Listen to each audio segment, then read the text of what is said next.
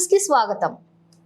BJP Malkajgiri parliament నియోజకవర్గం అభ్యర్థి ఈటెల రాజేందర్ కు మద్దతుగా ఫోరం టు ఇంప్రూవ్ థింగ్స్ ఆధ్వర్యంలోని కాప్రా సర్కిల్ పరిధిలోని ఏఎస్ రావు నగర్ కినారా గ్రాండ్ హోటల్లోని ఈ సమావేశం నిర్వహించారు.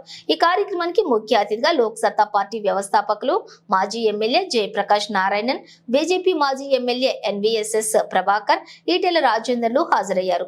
వారితో పాటుగా గండే సుధాకర్, రాకా సుధాకర్ తో పాటుగా పలువురు ప్రముఖులు, నాయకులు తదితరులు పాల్గొన్నారు. ఈ సందర్భంగా ముఖ్య అతిథులు, నాయకులు, వక్తలు మాట్లాడుతూ ప్రపంచంలోని అద్భుత శక్తిగా ఎదుగుతున్నటువంటి భారతదేశం కోసం మేక్ ఇన్ ఇండియా సబ్కా సాత్ సబ్కా వికాస్ నినాదంతో భారత్ ను అన్ని రంగాల్లో ముందుకు తీసుకువెళ్తున్నటువంటి ప్రధాని నరేంద్ర మోడీని మూడోసారి ప్రధానమంత్రిని చేయాలని కోరారు.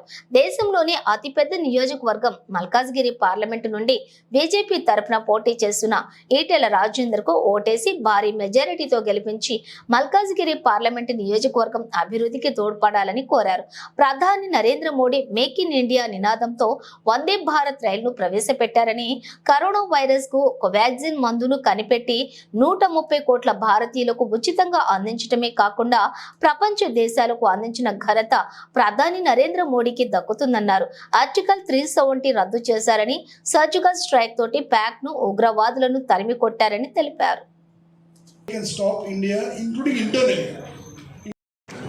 మీడియా వాళ్ళందరూ కూడా దయచేసి ఒక్కసారి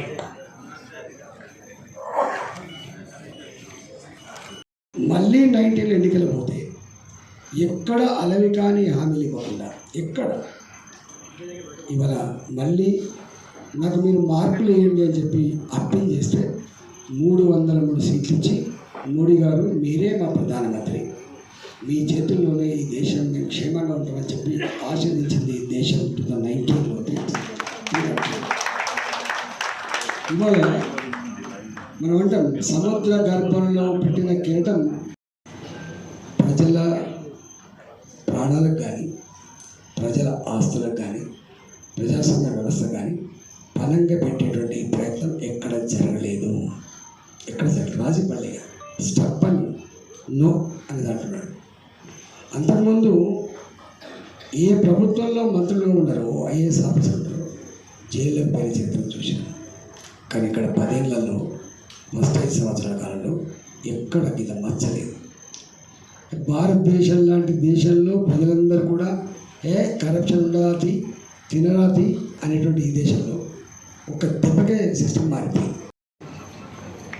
జనరల్గా ఒక కార్పొరేట్ గెలిచినప్పుడు, ఒక ఎమ్మెల్యే గెలిస్తారు, ఒక ఎంపీ గెలిస్తారు, గవర్నమెంట్ వస్తే వెంటనే యాంటీ ఇన్కంబెంట్ వెంటనే వ్యతిరేకత స్టార్ట్.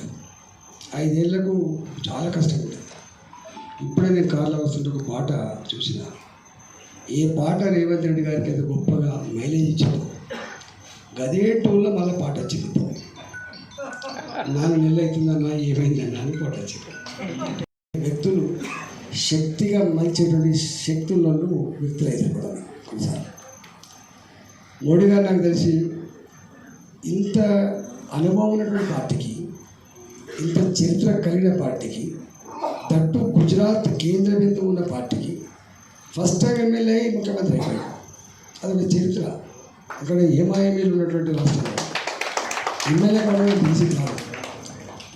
ఆవిడే వరుసపెట్టి 3 సార్లు అయ్యాడు. సరే, మధ్యలో భారతీయ జనతా పార్టీ వారి సేవలు దేశానికి ఉపయోగపడాలని చెప్పి తీసుకొస్తే వచ్చిందని 3వ సారి అయ్యాడు.